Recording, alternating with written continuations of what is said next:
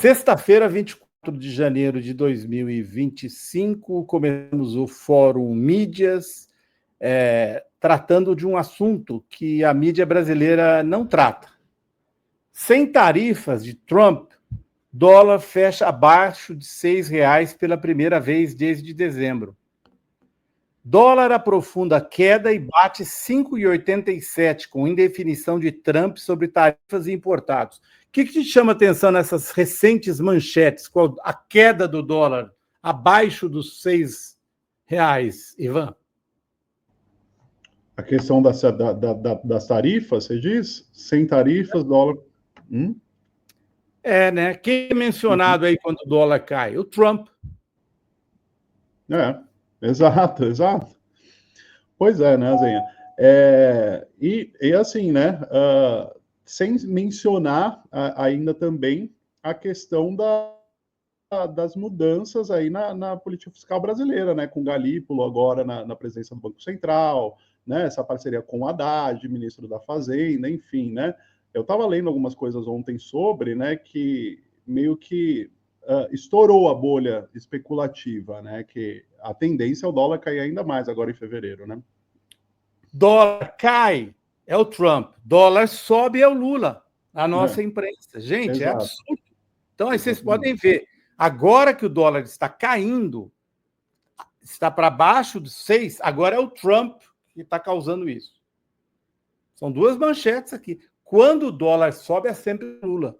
E eu queria relembrar uma coisa que pouca gente relembra, gente.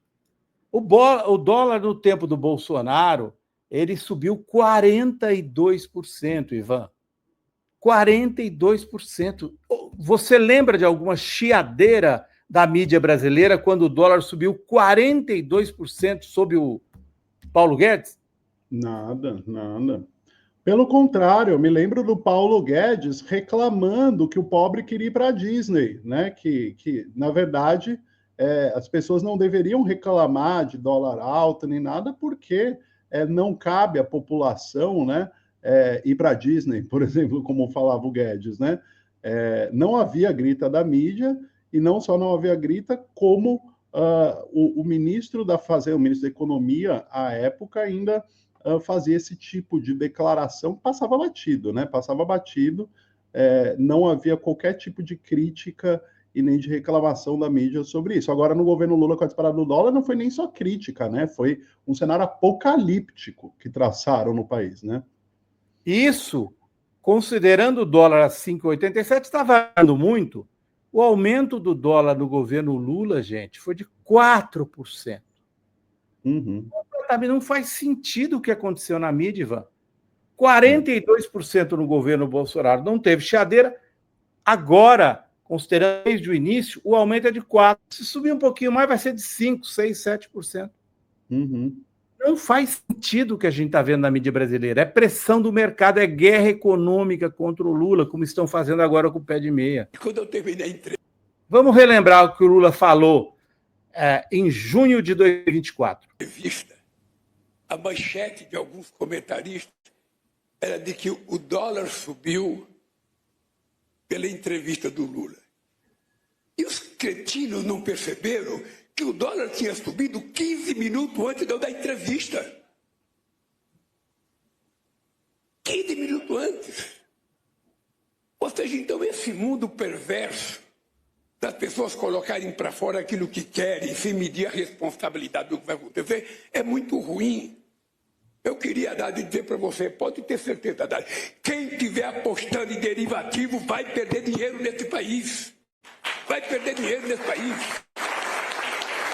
As pessoas não podem ficar apostando no fortalecimento do dólar e no enfraquecimento do real. Eu já vi isso em 2008. Quem é que não lembra a quantidade de empresa que quebrou? Quem é que não lembra o que aconteceu com a Sadia? Quem é que não lembra o que aconteceu com a Cara Cruz? As pessoas achavam que era importante ganhar dinheiro apostando no fortalecimento do dólar, no fracasso do ato e quebrar a cara. E vão quebrar outra vez. Vão quebrar porque eu não votei para ser presidente para dar errado. Eu só votei porque eu tenho consciência que vai dar certo esse país. O fato concreto é que a mídia usa que Né? A mídia está em guerra econômica contra o governo Lula. A gente não sabe se essa previsão do Lula vai se confirmar ou não, até porque, Ivan, o valor do dólar não depende de ações do Brasil, pelo contrário, depende muito mais da conjuntura internacional. Porém, olha o que diz o Estadão num dos seus editoriais: a ameaça de Lula ao Banco Central. Ao chamar de responsável a alta dos juros, Lula faz pouco da autonomia. Agora, o que eles vão dizer, Ivan, do que o Donald Trump fez ontem? Ontem o Donald Trump fez um discurso para os bilionários reunidos em Davos, diz que exigirá do Banco Central americano taxas de juros mais baixas. Uhum. Vamos ver as manchetes criticando o Trump, Ivan? Vamos ficar esperando? Vai esperar sentado, Azenha, vai esperar até ano que vem, porque a gente conhece a mídia tradicional brasileira, né? É como você bem colocou, quando há qualquer notícia negativa, a gente está sob o governo Lula, qualquer notícia negativa, a culpa é do Lula, qualquer notícia positiva, a culpa é do acaso, né? E isso se reflete também ao noticiar os anúncios do Trump nos Estados Unidos. É óbvio que a mídia brasileira não vai acusá-lo de interferência ou criticar sua interferência no Banco Central, porque senão cairia em sua própria contradição, né? Porque assim não faz no Brasil, né? Vai ignorar ou vai somente noticiar, sem qualquer juízo de valor, que Trump exigiu taxa de juros mais baixas, sem fazer qualquer tipo de crítica, como fazia no Brasil, né? É como aquelas manchetes, né, que a gente já passou aqui no Fórum Mídias, Azenha, que década tirou não sei quantas pessoas da fome, né? Não foi o governo Lula, não foi um programa social. A década. A década. Folha de São Paulo, Bom, gente, então, semana que vem tem decisão sobre os juros nos Estados Unidos, né? Dias 28 e 29 de janeiro. A taxa lá está em de 4,25 a 4,50. Nós já sabemos no Brasil que os juros vão aumentar, né? Nós já sabemos que os juros vão aumentar no Brasil, provavelmente freando a economia. Então, o Lula fez aquela previsão ali para a gente, mas nós não podemos esquecer os dados, Ivan. O crescimento médio do governo Bolsonaro foi de 1,5%. O crescimento do governo Lula em 2023 foi de 3,2%. Eu estou falando isso porque nós estamos na guerra econômica contra o governo Lula, por causa do dólar, essa questão do pé de meia, guerra econômica, é guerra para desarticular o governo. E o governo Lula tem o que apresentar de fato, Ivan. 3,2% contra todas as previsões em 23. Nós só saberemos o PIB do ano passado agora, em fevereiro, porém, a projeção é de, no mínimo, 3,5%. Então, os bolsonaristas, o desespero deles ao pedir impeachment do Lula tem a ver com isso. Exatamente. E os bancos, o mercado, Ivan, o mercado errou todas as suas previsões. Olha o que eles estão prevendo. Inflação de 5% esse ano, PIB de 2%, dólar a 6%, Selic a 15%. Tem, esse é o Boletim Focus, aquele banqueiro deste ano. Eles erraram em 24 e erraram feio em 24 e 23. Dá para confiar nessas projeções, porque são projeções autorrealizáveis. Isso aqui é torcida, não é projeção. Exatamente, Azenha. Eles erraram todas, seguem errando, né? E é como você falou, isso na verdade, o mercado ele funciona, né, Azenha, também baseado em pressão e especulação, né? Então, essas manchetes, essas torcidas não vêm à toa, né? Elas tentam, de alguma maneira, influenciar, né, o mercado para justamente atingir seus objetivos dentro dessa torcida, mas ainda que essa pressão tenha sido exercida esse tempo todo, não deu certo, porque eles seguiram errando, né? Seguiram errando, os números disseram totalmente o contrário. E essa manchete aqui é do Brasil de fato, um órgão de esquerda, porque ninguém deu de manchete, nem a Folha, nem o Estadão, nem o Globo. O Boletim Focus errou. Eles não admitem isso nunca em manchete, nunca, jamais. Uhum. E o motivo pelo qual o mercado está pressionando o aumento, pressionou, e teremos provavelmente aumento de juros novamente no Brasil, e estão prevendo 15%, é por quê? É a chamada festa do carrego, Ivan Longo. Pouca gente fala disso. A festa do carrego é o carry-on trade, como se chama em inglês, mas vamos chamar de carrego mesmo em brasileiro, em português. É carrego. O que eles fazem? Eles querem os juros altos aqui, porque os juros baixos dos Estados Unidos, o que eles fazem? Compram lá, fazem empréstimos em dólar nos Estados Unidos com juro baixo, vêm aqui e compram papéis que pagam juros altíssimos no Brasil e ganham a diferença entre os juros. Então, é a grande festa do carrego. Isso não é o Zé Mané, não. O Zé Mané ele perde dinheiro, porque o Zé Mané não tem. Zé Mané, são as grandes instituições que têm advogado, que sabe calcular como fazer essas grandes operações, sabe manejar. É isso, tiram proveito. Por isso que eles empurram o juro nas alturas do Brasil, 15%, ó, queremos 15%, porque aí dá uma diferença bem significativa dos Estados Unidos e eles fazem a festa do carrego. Zenha, pois é, a guerra econômica não para, né? A guerra econômica é manchete todos os dias na mídia tradicional brasileira e é algo que não vai cessar, né, Zenha? Não vai cessar. Os números podem mostrar outra realidade, né? O PIB pode subir, o desemprego pode cair, o poder de compra pode aumentar, a inflação pode estar controlada, mas sempre vai haver essa pressão da mídia, porque o interesse deles é outro, né? É outro, e não os mesmos interesses da população brasileira, né? Encerramos aqui, então, o Fórum Mídias até segunda-feira, mas temos notícias, né, Ivan? Temos, sim. Notícia importante essa, Ivan. Pois é, Zenha. O presidente Lula telefonou ontem para a presidenta do México, a Cláudia Sheinbaum, né?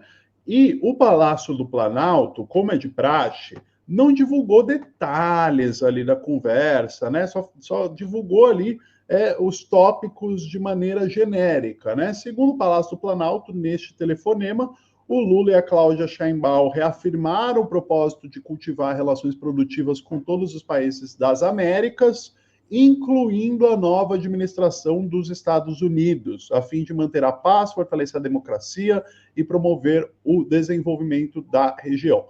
Mas aí, Zenha, quando eles citam aqui, né, cultivar relações produtivas com todos os países, incluindo a nova administração dos Estados Unidos, isso nos leva a pensar que houve uma conversa ali sobre outros pontos, né, do que Donald Trump apresentou em sua posse a nível de provocação e de propostas, né, mesmo de políticas que vão afetar diretamente o povo mexicano e o governo mexicano, né? Porque na posse do Donald Trump, ele falou sobre a mudança do nome do Golfo do México para, né, para o Golfo. Falou não, ele assinou já, viu, Ivan?